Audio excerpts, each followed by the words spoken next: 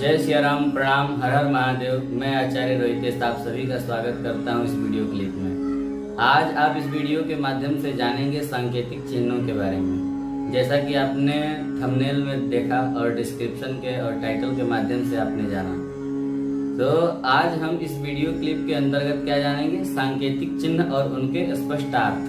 क्योंकि जब हम पंचांग देखने जाते हैं तो वहाँ पर क्या होता है कि बहुत सारे ऐसे टॉपिक होते हैं जिनका सांकेतिक रूप से बताया जाता है, संकेत रूप से करके, या उनको पूर्ण रूप से नहीं लिखा जाता है, अपितु उनको सांकेत रूप से लिखा जाता है। तो यदि हम सांकेतिक चिन्हों को नहीं समझते हैं और जब हम जाकर के पंचांग को देखते हैं तो वहाँ पर क्या समस्या होती है कि वहाँ पर उनके स्पष्टार्थ को हम नहीं समझ पाते हैं। जैसे घ और प लिखा हुआ होता है तो उसका स्पष्टार्थ हम नहीं समझ पाते हैं, क्योंकि उसका स्पष्टार्थ है घटी और पल। घ और मी लिखा हुआ होता है तो उसका स्पष्टार्थ घंटा मिनट होता है। यह सब आपको हम विस्तार पूर्वक चार्ट के माध्यम से समझाएंगे, तो बहुत ज्यादा आपका समय नहीं लेंगे।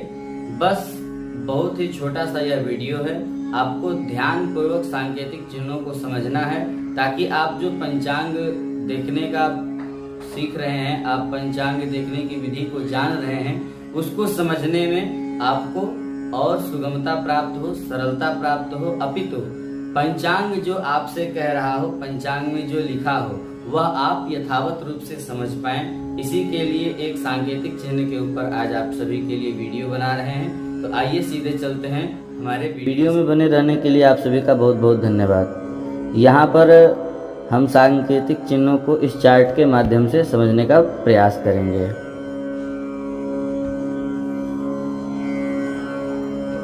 तो सर्वप्रथम तो हम यहाँ पर देखें कि सांकेतिक चिन्ह में आपको इस प्रकार से जो चार्ट मिला है, इसमें सर्वप्रथम सांकेतिक चिन्ह, उसके पश्चात स्पष्टार्थ, यानी कि जो सांकेतिक चिन्ह आपको पंचांग में मिलेंगे उसका स्पष्टार्थ क्या होगा यह मिलेगा। उसके पश्चात पुनः आपको एक सांकेतिक चिन्ह का लिस्ट मिलेगा, उसके पश्चात पुनः आपको स्पष्टार्थ यहाँ पर देखने के लिए मिल जाएगा। तो आइए आपको पहले जूम करके समझाते हैं। सांकेतिक चिन्ह में सर्वप्रथम में आप देखिएगा यहाँ पर दी और यहाँ पर माँ लिखा हुआ है। ऐसे तो प्रायः इसकी आवश्यकता नहीं पड़ती है, परंतु कुंडली इत्यादि जब बनाने की आवश्यकता पड़ती है तब दिनमान की आवश्यकता होती है। तो दी और माँ जहाँ पर आपको मिलेगा पंचांग में, सर्वप्रथम चार्ट में ही जब आप कोई तिथि के पहले मिलता है तो वहाँ पर आपको ये अर्थ समझना है, दिन मान।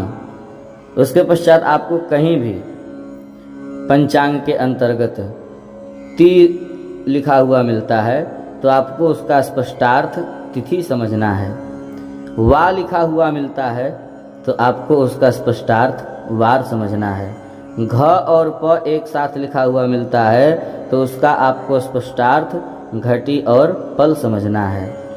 घ और मी आपको मिलता है एक साथ तो आपको उसका स्पष्टार्थ घंटा मिनट समझना है। दी आपको कहीं पर लिखा हुआ दिखाई देता है तो उसका तात्पर्य आपको दिन समझना है। राल लिखा हुआ आपको कहीं पर भी मिले दिखे तो उसका स्पष्टार्थ आपको रात समझना है। उसके पश्चात कहीं पर भी न मिले तो उसका तात्पर्य आपको नक्षत्र समझना है।